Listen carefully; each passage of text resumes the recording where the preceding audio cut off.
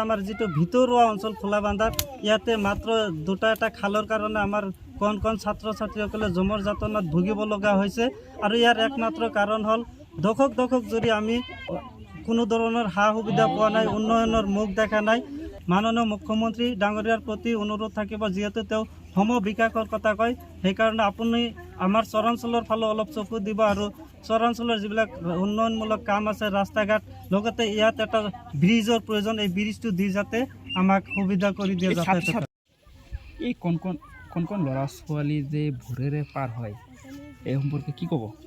হয়, আমাৰ এইখন ৰাস্তাৰে এনেকুৱা ছাত্ৰ ছাত্ৰী, কেইবাটাও প্ৰাথমিক বিদ্যালয়ৰ ছাত্ৰ ছাত্ৰী, তাৰপিছত কেইবাটাও জাতীয় বিদ্যালয়ৰ ছাত্ৰ ছাত্ৰী, অংগনবাদীৰ ছাত্ৰ ছাত্ৰী, তাৰপিছত আমাৰ একমাত্ৰ শিক্ষানুষ্ঠান উচ্চ শিক্ষানুষ্ঠান খোলাবান্ধা হায়াৰ ছেকেণ্ডাৰী, এই শিক্ষানুষ্ঠানসমূহৰ ছাত্ৰ ছাত্ৰী এই ৰাস্তাৰে চলাচল কৰে আৰু ৰাস্তাখনৰ অৱস্থা ইমানেই বেয়া যে যি সময়ত নৈপৰীয়া ব্ৰহ্মপুত্ৰ দাঁতি কাষৰীয়া চৰসমূহত কোনো বানপানীৰ চিনচাপ নাই, ঠিক সেই সময়ত খোলাবান্ধাৰ ভিতৰুৱা এই অঞ্চলটোত এনেকুৱা মাত্ৰ দুটা এটা খালৰ কাৰণে আমাৰ কণ মইনাহঁত, লগতে হাতৰুৱা বাটৰুৱা এটা PHC আছে, এইবিলাকৰ ৰোগীসকলেও এই নৰক যন্ত্ৰণাত ভুগিব লগা হৈছে।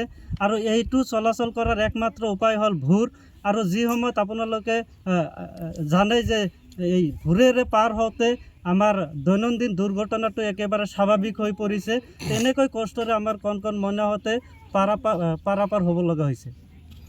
কিবা বিপদ হয় নেকি এই কণ ল'ৰা ছোৱালী? বিপদ মানে কিছুমানে সাঁতুৰিব নাজানে, তেওঁলোকৰ কাৰণে পূৰা মানে ৰিক্সত পাৰাপাৰ কৰিব লগা হয়। কেতিয়াবা আমাৰ গাৰ্জেনসকলে কৃষকসকলে, যাৰ কাৰণে সকলো সময়তো ছাত্ৰ ছাত্ৰীক লগত আহি পাৰ কৰি দিব নোৱাৰে, যাৰ কাৰণে এইটো এটা পূৰা ৰিক্স হৈ আছে। চৰকাৰক কি আহ্বান জনাব?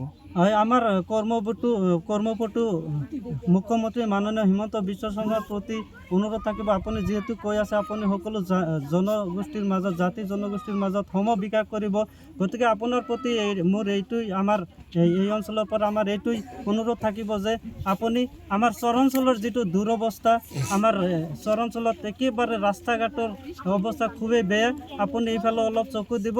লগতে আমাৰ যিহেতু আমি শৈক্ষিকভাৱে পিছপৰা, এই শিক্ষানুষ্ঠানসমূহত আমি যদি যাতায়াত কৰিব নোৱাৰোঁ, আমাৰ ছাত্ৰ ছাত্ৰীসকলে ঠিকমতে যদি ৰাস্তা ঘাটৰ অভাৱত শিক্ষানুষ্ঠানসমূহত ঠিকমতে যাব নোৱাৰে, তেনেহ'লে আমি আৰু এনেকৈ পিছ পৰি থাকিম।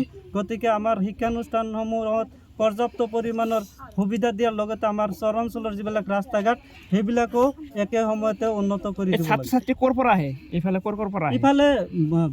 ইফালে মানে বাহিৰৰ চৰ যিবিলাক আছে, গোহালিৰ চৰ, খোলাবান্ধা বাহিৰ চৰ, পৰুৱা চৰ, বিভিন্ন চৰাঞ্চলৰ পৰা এই অহা যোৱা কৰা একমাত্ৰ ৰাস্তা। আনুমানিক কিমান ছাত্ৰ ছাত্ৰী পাৰ হয়? ইয়াত দৈনিক ছাত্ৰ ছাত্ৰীৰ লগতে কৃষক মানুহ, লগতে হাতৰুৱা বাটৰুৱা, মানে হাজাৰ দিন এই ৰাস্তাতে চলাচল কৰে।